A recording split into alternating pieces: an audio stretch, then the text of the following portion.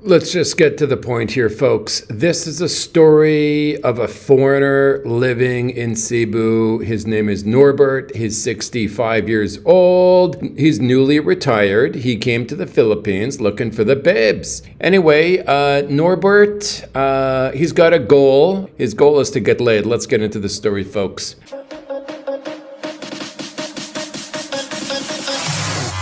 Now, what Norbert decides to do is actually pretty smart, okay? He goes online and he meets girls in cities, okay, that contain no foreign dudes. So he says, okay, now I don't want to meet girls in Cebu. I want to meet girls in a place where there's no foreign dudes, okay? Like, Norbert don't want no competition, folks. And obviously, by doing that, being the guy in a no whitey zone, you eliminate the competition, you give yourself more of an advantage there as a single dude. So what he does is he targets a little city out in a province called Pagadian, okay? And this was just a random city. He targets Pagadian because he knows there is likely no foreigners there. There's going to be less foreigners there. He's going to be more special there. Norbert's going to be more special in Pagadian, okay? Because he's a nobody in Cebu. And also, Pagadian, it's a bit of a college town with a pile of college babes. And, Norbert's a perv and he's got babes on his mind. So targeting Pagadian, he goes on the dating sites, and since he now has like a specific plan, okay, Norbert is a man on a mission, okay? He knows what he's doing now. He didn't know what he's doing in Cebu, but he learned his ways. Anyway, since he's got a plan, the girls start piling on. But basically, his thinking is this, okay? I'm traveling a long way to meet this girl, okay? So he's online, talking to girls in Pagadian, and he's thinking, I don't want one girl, because what if she flakes? I'm traveling a hell of a long way to meet a girl, and it is the Philippines. A lot of girls flake here. He doesn't want to travel all that way for nothing. So Norbert gets 3 girls in Pagadian all lined up for the great Norbert's arrival. Now, each girl thinks she is the only girl gonna meet Whitey. So Norbert gets on the bus in Cebu and he makes his way to Pagadian, and he gets into his hotel room there in Pagadian, and he contacts one of the 3 girls, okay?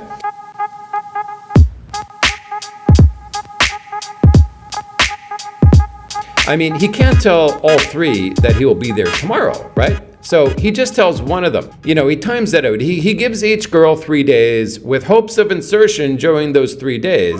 So girl number 1, she ghosts Norbert right away for whatever reason. He realizes by the time he gets down there, because he's contacting her while he's on the bus, but she's ghosting him. Okay, so by the time he arrives in Pagadian, he realizes basically he has to cross number 1 off the list. He quickly realizes this because he told her first that he will be arriving shortly, okay? Now, we can project the girl's reason for ghosting Norbert, but we don't know for sure. So Norbert, he's sitting there in his hotel room and he's got nothing to do. So he basically crosses girl number 1 off his list. So of course, what does he do? He goes to girl number 2.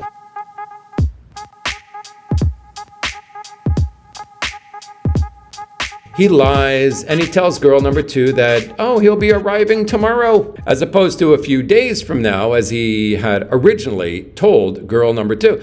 So this girl number 2, she gets excited. She thinks her foreign prince, Norbert, actually wants a relationship. He's serious. He traveled a long way to meet me. No guy has ever given this girl attention before, this girl number 2. She is pretty excited. They schedule a meeting place, okay? It's a Pagadian coffee shop. They meet up at a coffee shop there in Pagadian. Now, Norbert tells her, okay, during this coffee date, that she can come back to his room to talk. He says that he wants to show her his patio and the view.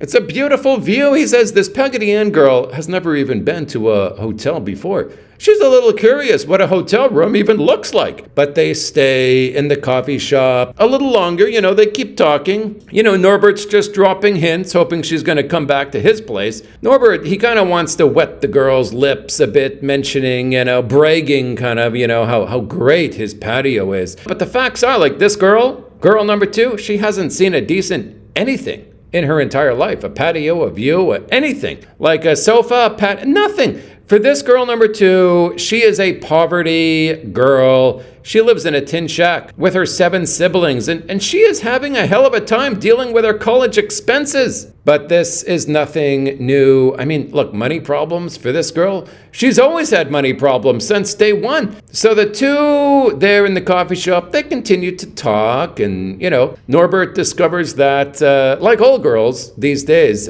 she wants to finish her studies in order to help her family. That's what they all want. That's what they all say. But Norbert asks her a question. He says, what are you studying in college? I mean, look, her goal is to help her family, right? Norbert's expecting her to say, I'm studying civil engineering. I'm studying nursing, law. She replies, tourism management. Norbert looks at her for a second and says, oh, really? Can you get a good job with that? She says, of course. Norbert asks, oh, great. What kind of job can you get with a tourism management degree? She says, I don't know. Remember, we're dealing with a province, Filipina here. They aren't exactly splitting the atom, if you know what I mean. But most girls, they just live and breathe with this one phrase in their head. I have to help my family. I need my degree. But they don't think beyond that. Personally, I think college is disgusting. All girls learn about is dick. I mean, let's just be honest here. I mean, tourism management? I mean, come on, help my family? I mean, give me a break. Anyway, Norbert doesn't press it too much on her futurist fallacy, let's just say, in regard to studying to help her family. But I think it's a little obvious why this girl was online looking for Whitey in the first place. This girl, as we call her, girl number 2, she wants a guy who will help her with her expenses in school so that she can be independent during her school days and she doesn't have to rely on her parents. She needs to get over this college hurdle of her life, okay? This college time is a big hurdle for her in regard to paying all the expenses. I mean, she can take care of her own studies, right? The actual studying part, but she needs payments for, odds and ends. I mean, it could be awkward asking Papa Bong Bong for 1,000 pesos when in reality, Papa will just have to borrow that 1,000 pesos. I mean, he makes 500 pesos a day and that has to go to food for the 7 siblings. So with this girl, okay, girl number 2, we have to understand one thing. We're not talking about IQ Central here, folks. We are not talking someone who really puts 2 and 2 together. She is very simple-minded to no fault of her own. I mean, we are all products of our environment. Anyway, this girl has it in her mind that she needs to extract money from Norbert, either as pay for play or as his girlfriend. They'll have a relationship. I mean, she has never done this before. She's new to this whole foreigner experience and she's not comfortable doing it. But look, by hook or by crook, she is going to finish her college. Family is most important. She's going to do this for her family. But you see, if Norbert knew her exact thinking, he would just say, let's just do pay for play. I mean, that's what he wants. He just wants some quick action. But Norbert can't propose this pay for play idea to the girl while not knowing what exactly the girl's thinking, because she might storm out, and then Norbert's lost his chance, Norbert's just trying to play his cards right. So anyway, they're at coffee, right? Norbert invites the girl over to see, let's just call it, see the view from my patio. Notice he says patio, not hotel room. It's a little more conspicuous or inconspicuous, whatever the right word is there. So anyway, they exit the coffee shop and they walk back down the street. They're not holding hands, back to Norbert's hotel. And as they walk into the hotel lobby, bit of a problem there. Look, the desk lady and the maintenance manager guy, they are there. Okay, Norbert and the girl walks in, and these desk lady and maintenance manager, these Filipinos, they're just eyeballing the girl. Because in the Philippines, like the locals, they won't just look. They won't just look and then look away. They just follow you with their eyes for as long as they can. And then when you turn the corner and you're out of their sights, they'll gossip and joke about you.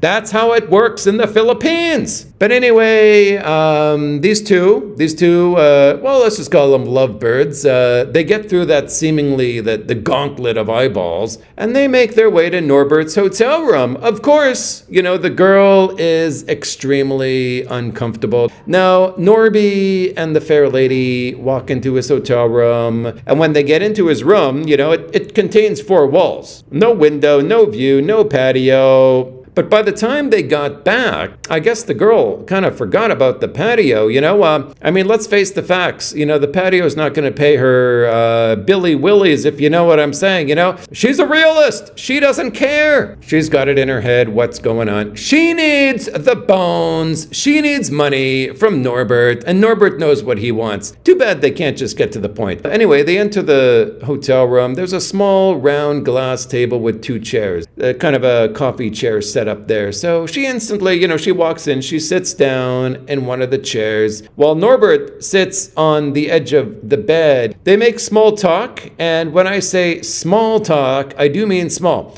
Norbert might ask her something, and she just looking at her phone the entire time, scrolling on her phone. And she replies to the question, kind of like shaking her head, like Norbert, he doesn't want to waste time. He cuts to the chase, okay? And he asks her, let's be boyfriend and girlfriend. And Norbert, he's thinking, I got nothing to lose. He asks her directly as that, let's be boyfriend and girlfriend. The girl's eyes open wide, not with excitement, more like with nervousness, and she nods her head. Hey, she knows what she wants. All this while, she's still looking at her phone. She's not even looking at Norbert. So Norbert stands up, okay, and walks toward her, and he puts her phone down on the glass table. So now the phone and the bag are now on the table, and she's basically kind of like a robot, I guess. I hate to say it. He stands her up and walks her toward the bed and lays her down. She basically just a robot, like I said, she is too nervous to really think for herself. I mean, let's be honest, if her family wasn't poor, she wouldn't touch Norby with a 10-foot stick. So Norbert basically starts, really, let's just get to the chase. It's going to happen eventually anyway. I mean, under these circumstances. Unfortunately, it's perv Norbert, and unfortunately, the girl needs money. So Norbert, he starts kissing her up. Don't throw up, people, okay? Just bear with me here. And she does her best to kiss Norbert back. I mean, look, her arms are still by her side, but at least her lips are moving. Okay, then Norbert, he takes off her top and her bra and then starts, kissing her nips. Okay, so it went from lips to nips. Now, usually this will turn a girl on. I mean, I guess only if has feelings or if she's comfortable with whoever the guy is. But at this moment, the girl is just absent-minded with fright and nervousness and whatever else girls feel in this situation. But when he does whatever he wants, whatever he does to her breastesses, she suddenly says, okay, that she has to go. Okay, so basically she's too nervous to go beyond this. Now, she doesn't move, okay? She just says she has to go. She just said that she has to go, and the Norbert stopped, and he says, oh, okay. So it's a little bit of a awkward, she sits up and does up her bra, and Norbert walks her to the door of the room. So Norbert says, let's chat when you get home. Anyway, Norbert gives her 100 pesos for transportation. So she's thinking, oh, that's sweet of him, having consideration for me to go home. But in Norbert's mind, he's thinking it's 50 pesos per nip. But he asks her to chat him when she gets home, okay? Message me when you get home, tell me you're safe kind of thing. So that's what happened. She goes home and they start messaging. And Norbert asks her, why did you have to suddenly go? I was just getting turned on. Because, it was a question he couldn't ask her at that moment in the hotel room, right? Things were just a little too awkward for that. And of course, she says that she can't stay out late because her parents are going to ask her questions. Who knows if it's true? I mean, whatever. I feel sorry for the girl. So Norbert says, okay, yeah, no problem. Let's meet up again tomorrow. And the girl says, yeah, sure. Now, Norbert throws some skin in the game and he says that, look, I really want to be boyfriend and girlfriend with you. Is that okay? Are you okay with that? Even though in reality, Norbert doesn't want to be boyfriend and girlfriend. He's just trying to get in her pants and then bolt. Like, we all know this, but the girl doesn't know this. He's using the boyfriend-girlfriend as a way to get her clothes off so she'll feel more comfortable. Norbert just wants an enjoyable night. So anyway, Norbert says that he wants to give her some money to buy something for school or her family. Okay, so anyway, she replies to Norbert after Norbert says he wants to give her some money, okay, like, next time they meet. She says, can you just Gcash her the money that he wants to give her? That's what she says to Norbert. And Norbert, although he has Gcash, he says that he wants to give it to her in person. So she says, I don't know when I can see you again. She's trying to get the money out of Norbert. Norbert senses a game being played. He says that, well, come over anytime that you can, and I'll give you some money. So anyway, that night passes by and they start chatting the next morning. And Norbert says that he wants her to come over today. Anyway, the girl's got a new spiel, okay? So this spiel is that her sister's baby is in the hospital and she has to go to the hospital, okay? That's the new spiel. It's true. Believe it or not, okay? The sister is a mom. She's a single mom because in the provinces like Pagadian, the poor people, they got no money for entertainment like, a cinema, right? So they just sing karaoke and they fuck. That's their entertainment. So anyway, after she says that she has to go to the hospital to visit her sister's baby, Norbert says, okay, so when can you come over? And the girl says, I don't know. So what ends up happening is that the girl continues talking about the need for her to be at the hospital. If she can just pay this bill, she can go and be with Norbert. Norbert's not really buying it. Norbert says, just ask the baby daddy to pay the bills. The girl says, there is no baby daddy. What a shocker. And that means, daddy, daddy said adios after the Insertion. I know everyone's very shocked. But overall, girl number 2, she ends up never going back to see Norbert. And my guess is that this girl number 2, she's just learning how to do this. She's learning the game. She's heard from others that foreigners equal money. But the problem is that, as simple-minded as these girls are, they just can't equate how to exactly extract the money from these foreigners. Just an update now, so far, girl number 1 vanishes into thin air. Girl number 2, Norbert did have a little bit of fun. He got a little bit of play. I mean, she may have had a nice pair, so that made Norbert happy. I mean, hey, a pair of nips is better than a pair of no nips. So 1 vanishes, 2 is gone. And so, Norbert's time at Pagadian, it's not indefinite, so he crosses 1 off. He crosses off number 2. He moves on to girl number 3. And same as girl 2,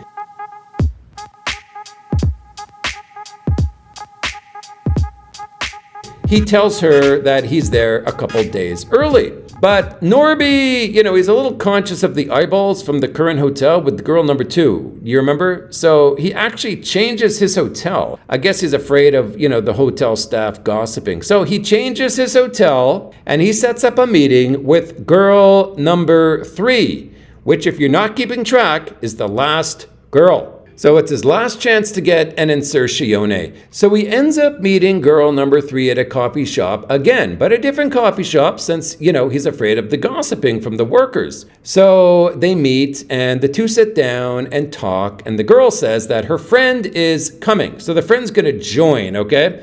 But she'll be there in a few minutes because the friend wants to meet Norbert, who is, the girl's new boyfriend, supposedly, right? As she thinks.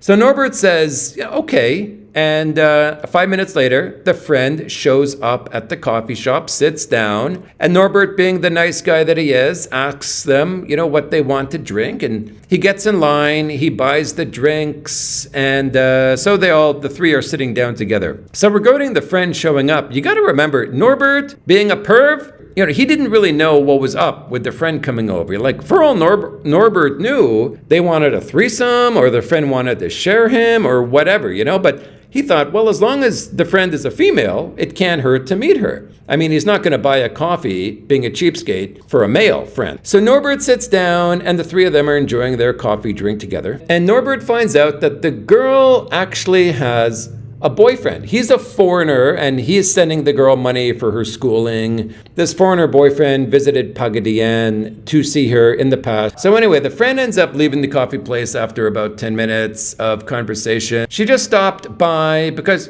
she wanted to meet the new guy, the new boyfriend, as the two thought. So then, anyway, 5 minutes later, Norbert and the girl, in Pagadian, girl number 3, they end up walking back to the new hotel room.